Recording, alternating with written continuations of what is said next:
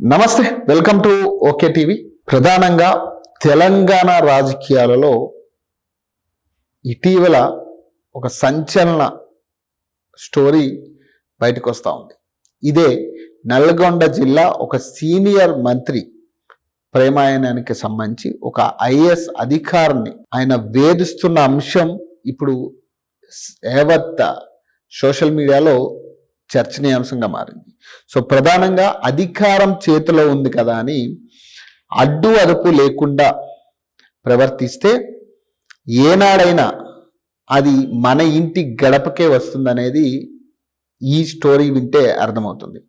ప్రధానంగా ఇంట్లో భార్య పిల్లలకు కూడా దొరికిన తర్వాత వాళ్ళు ఫోన్లు లాక్కున్నా కూడా ఇంకా కక్కుర్తి తీరక ఆ మంత్రి తన సొంత పిఏ ఫోన్ ద్వారా తన ప్రేమాయణం నడిపిస్తూ ఉన్నాడు. ఇది ఇప్పుడు రాజకీయాల హాట్ టాపిక్గా మారింది.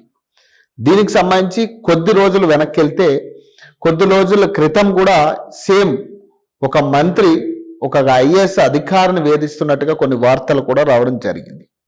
సెక్రటరియట్లో ఒక ఐఏఎస్ అధికారిని ఒక మంత్రి వేధిస్తున్నారనే ఒక వార్త ఇటీవలే బయటకు వచ్చింది. సో ఇది రెండో వార్తగా మనం చూడాలి దీన్ని. ఒక పక్క అభివృద్ధి మంత్రం జపిస్తూనే ఒక సీనియర్ మంత్రి క్లియర్గా చెప్తున్నా, నల్గొండకు సంబంధించిన ఒక సీనియర్ మంత్రి ఒక ఐఏఎస్ అధికారిని వేధిస్తున్నాడట.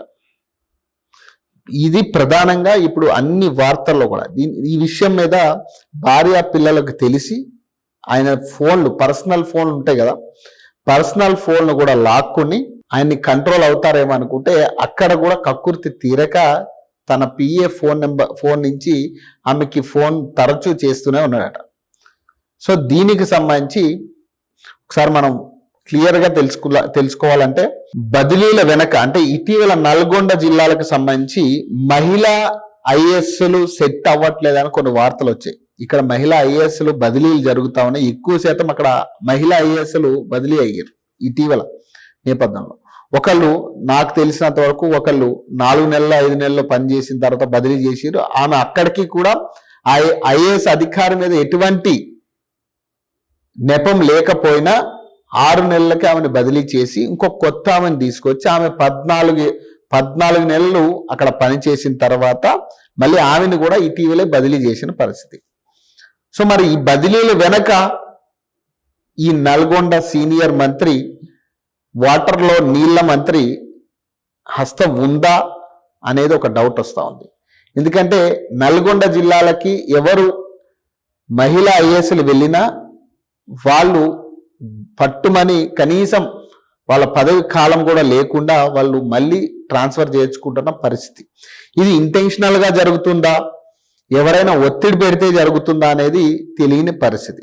సో దీని మీద కూడా కొన్ని అనుమానాలు ఉన్నాయి. మరి ఆ మంత్రి గారే ఈ ఐఏఎస్ఎల్ని వేధించడం వల్లే వీళ్ళు ట్రాన్స్ఫర్ అవుతున్నారా, బదిలీలు చేయించుకుంటున్నారా, బదిలీలు గురవుతున్నారా, ఈ అనుమానాలన్నీ కూడా ఇప్పుడు క్వశ్చన్ మార్క్గా మిగులుతా ఉన్నాయి. సో ఇది పక్కన పెడితే అసలు ఆ అధికారిని మౌనంగా ఎందుకు ఉంది అనేది కూడా ఇక్కడ ఆలోచించాల్సిన పరిస్థితి.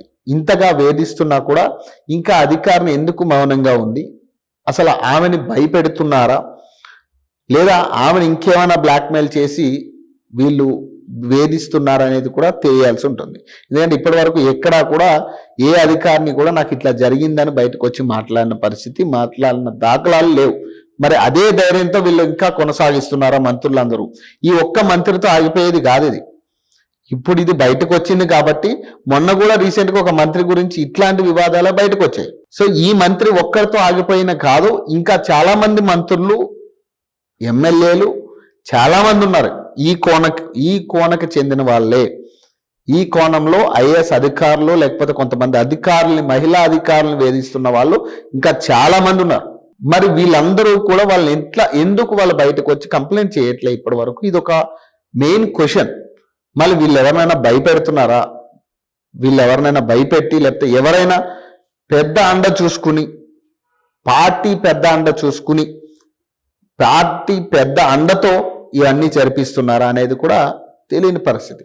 సో ఈ నల్గొండ సీనియర్ మంత్రి కూడా ఇదే కోణలో ఇది తెలిసిన తర్వాత ఆమెను బదిలీ చేయించుకుని ముఖ్యమంత్రి గారితో లాబింగ్ చేయించి చాలా రకరకాల అంశాలు ఇప్పుడు బయటకు వస్తూ ఉన్నాయి ఈయనకు సంబంధించి. సో ఇటీవల తెలంగాణ హోంశాఖ సహాయక మంత్రి బండి సంజయ్ చేసిన వ్యాఖ్యలు, ఈ మంత్రుల తీరుపై చేసిన వ్యాఖ్యలు ఇందుకు ప్రధానంగా కొంత బూస్ట్ ఇస్తుంది అనుకోవచ్చు. ఎందుకంటే ఈ అంశాన్ని ఆయన లేవనెత్తుతూ కొంతమంది మంత్రులు ఐఏఎస్ అధికారులను వేధిస్తున్నారు, దీని మీద ఖచ్చితంగా క్షుణ్ణంగా పరిశీలించాలని ముఖ్యమంత్రి గారిని నేరుగా ఆయన కోరుతూ ఒక ప్రెస్ మీట్ లో బహిరంగంగానే ఆయన మాట్లాడడం జరిగింది. సో ఇక్కడ బండి సంజయ్ ఏమన్నారు ప్రెస్ మీట్ లో అంటే, కొందరు మంత్రులు మహిళా అధికారులను అర్ధరాత్రి తమ నివాసాలు పిలుచుకుని కార్యాలయాలకు పిలిపించుకుని ఇబ్బంది పెడుతున్నారని ఆయన నేరుగా ఆరోపించారు. దీని మీద చాలా సూటిగా చాలా ఓపెన్ గా ఆయన ప్రెస్ మీట్ లో బహిరంగంగానే చెప్పారు దీనికి సంబంధించి. కనీసం దీని మీద ఏ ఒక్క మంత్రి ఇప్పటి వరకు ఇది అబద్ధమని కానీ లేదు ఇష్టాచారం ఆధారాలు లేకుండా బండి సంజయ్ మాట్లాడుతున్నారని కానీ ఎక్కడా కూడా ఎవరు రెస్పాండ్ అవ్వాలి ఈ వ్యాఖ్యల మీద. ప్రధానంగా బండి సంజయ్ చేసిన వ్యాఖ్యల మీద ఇప్పటి వరకు ఒక కాంగ్రెస్ మంత్రి ఎందుకు రియాక్ట్ అవ్వలేదు? సార్ కొంతమంది మాట్లాడుతూ ఉంటారు, కింద కామెంట్స్ కూడా చేస్తూ ఉంటారు, ఇది అబద్ధం ఎట్లా తెలుసు, నీ దగ్గర ఆధారాలు లేవని. నేనేమంటున్నా, బండి సంజయ్ నేరుగా కొంతమంది మంత్రులు, కాంగ్రెస్ మంత్రులు వాళ్ళ కార్యాలయాలకి నివాసాలకి అధికారులను, మహిళా అధికారులను పిలిపించుకుని పని పేరు మీద ఇబ్బంది పెడుతూ వాళ్ళతో కొన్ని ఇబ్బందికర పనులు చేయించుకుంటున్నారు అనేది ఆయన నేరుగా ఆయన ప్రెస్ మీట్ ద్వారా ఆరోపించారు. మెరిట్ ద్వారా వచ్చిన మహిళా అధికారులను వేధించడం సిగ్గుచేటని ఆయన వ్యాఖ్యానించి అప్పుడు ఆ ప్రెస్ మీట్ కూడా పెద్ద దుమారం రేగిన పరిస్థితి. మరి దీని మీద ఎందుకు ఇప్పటి వరకు కూడా ఒక మంత్రి రియాక్ట్ అవ్వలే? దీనిపై ముఖ్యమంత్రి విచారణ జరపాలని కూడా ఆయన డిమాండ్ చేశారు క్లియర్ గా, కానీ దీని మీద ఎవరు రియాక్ట్ అవ్వాలి ఇప్పటి వరకు కూడా. ఇంకొకటి, ఈ వ్యాఖ్యలు నేరుగా నల్గొండ జిల్లాలోని తాజా పరిస్థితులకు లింక్ చేస్తా ఉన్నారు. ఇప్పుడు ఏదైతే జరుగుతున్న అంశాలు ఉన్నాయో, నల్గొండలో ముఖ్య మంత్రి, ఒక ముఖ్య నేత ఏదైతే ఒక మహిళ ఐఏఎస్ ని వేధిస్తున్నారనే అంశం వచ్చిందో దీనికి లింక్ చేస్తా ఉన్నారు బండి సంజయ్ వ్యాఖ్యలే. సో ఆనాడే ఆయన డిమాండ్ చేశారు, ఇక్కడ దీని మీద విచారణ జరపాలని డిమాండ్ చేశారు, అయినా కూడా ఇక్కడ అధికార పార్టీ రియాక్ట్ అవ్వలేదు అనేది.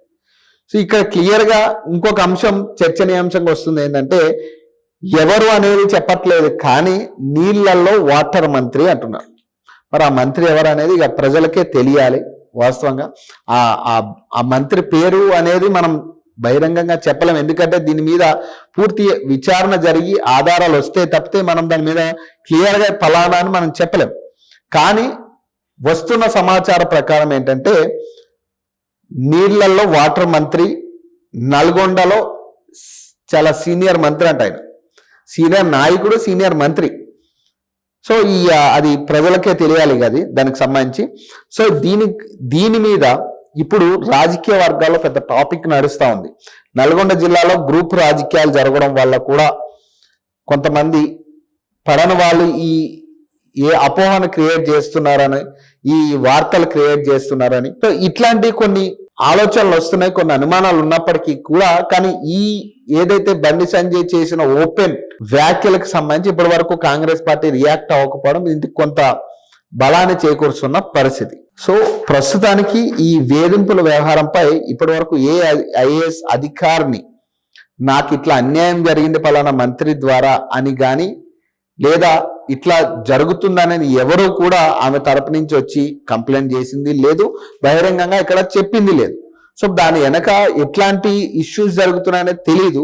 మరి వీళ్ళు ఏమన్నా ప్రలోభ పెట్టి వాళ్ళని లేదా ఉద్యోగంలోంచి తీసేస్తామానో, లేకపోతే ట్రాన్స్ఫర్లానో బదిలీలానో ఇబ్బంది పెట్టే ప్రయత్నం చేయడమా, లేకపోతే బ్లాక్ మెయిల్ చేయడం వల్ల వాళ్ళు బయటకు వచ్చి చెప్పట్లేదా తెలియదు. కానీ ఈ విషయమై రాజకీయ వర్గాల్లో చాలా హాట్ గా నడుస్తున్న కామెంట్స్ ఇవి. సో అందులో ప్రధానంగా ప్రతిపక్ష మీడియాలో అయితే ఇక ఊక దంపుడు ఇక దొరికిందే ఛాన్స్ అని ఇక వాళ్ళు ఒకటే పనిలో ఉన్నారు. ఇక వాళ్ళు ఏం చెప్తా ఉన్నారు ప్రతిపక్ష నాయకులు అంటే, రేవంత్ రెడ్డితో సహా రెచ్చిపోతున్న మంత్రులట, మీడియాలో కలకలం రేపుతున్న మంత్రుల లీలట. ఏకంగా మహిళా ఐఏఎస్ తో నల్గొండ మంత్రి లేటేజ్ ఘాటు ప్రేమ కథట. తనకు నచ్చినట్లుగా పోస్టింగులు మార్చి ఐఏఎస్లతో ప్రేమాయణం సాగిస్తున్న నల్గొండ మంత్రి అట. నిజం తెలియగానే రేవంత్ ద్వారా ఐఏఎస్ అధికారిని బదిలీ చేయించిన మంత్రి కుటుంబం అట. మహిళా విలేకరులు అలాగే ఆఫీసర్లతో కరీంనగర్ మంత్రి ప్రవర్తన అసభ్యంగా ఉందని రాజ్ టీవీ స్టోరీ సచివాలయంలో సీనియర్ మహిళా విలేకరుని ప్రేమించాలని కరీంనగర్ మంత్రి, మరి కరీంనగర్ మంత్రి ఎవరనేది కూడా ఇక మనం చెప్పలేం. అది ఇక మన నోటంతా మనం చెప్పలేం. ఇక కరీంనగర్ మంత్రి ఎవరో కూడా తెలియాల్సి ఉంది. సో వీనేంటంట మహిళా విలేకరుల్ని వేధిస్తున్నాడట. సెక్రటరియట్ లో ఉన్న మహిళా విలేకరుల్ని వేధిస్తున్నాడట ఈ కరీంనగర్ మంత్రి ప్రేమించాలని చెప్పి. చిన్న పెద్ద అనే వయసు లేకుండా మహిళా అధికారులతో కరీంనగర్ మంత్రి అసభ్య ప్రవర్తన అట.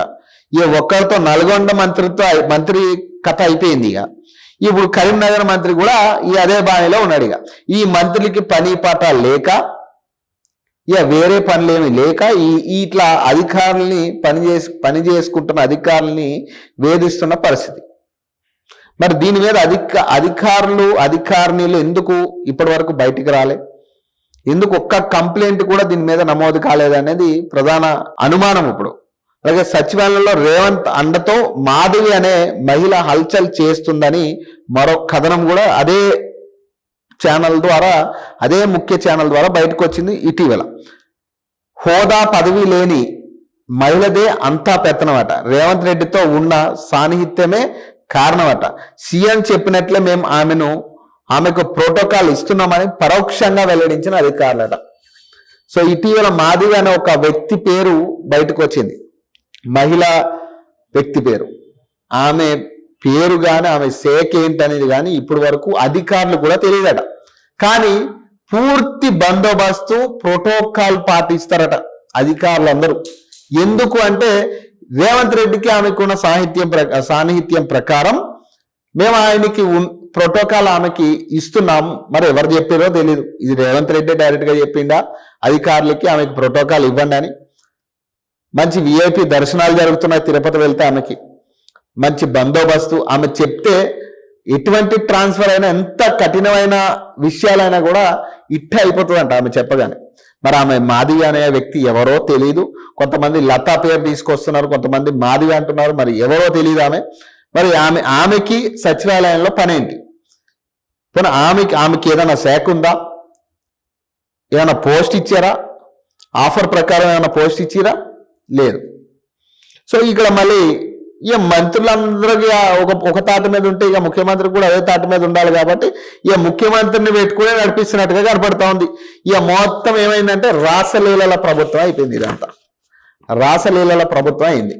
మరి దీనికి సంబంధించి ఆధారాలు బయటికి రావాలి. ఆ విక్టిమ్స్ ఎవరైనా బయటకు వచ్చి కంప్లైంట్ ఇస్తే గానీ దీని మీద ఎవరు యాక్షన్ తీసుకోలేని పరిస్థితి. మరి వాళ్ళు ఎందుకు బయటకు రావట్లే, వాళ్ళకి ఏమన్నా ఇబ్బందులు కలిగిస్తున్నారు అనేది కూడా తెలియాల్సిన పరిస్థితి. సో ఇదైతే హాట్ టాపిక్ గా కనపడతా ఉంది. మొత్తం తెలంగాణ రాజకీయాల్లో ఇక ప్రతిపక్ష పార్టీలకి దొరికిందే ఈ అసనుమానటి. ఇక వాళ్ళు కూడా విచ్చలవిడిగా పోస్టులు పెడతా ఉన్నారు దీని మీద. సో ఇది పరిస్థితి. సో మరిన్ని అప్డేట్స్ కోసం చూస్తూనే ఉండండి ఓకే టీవీ.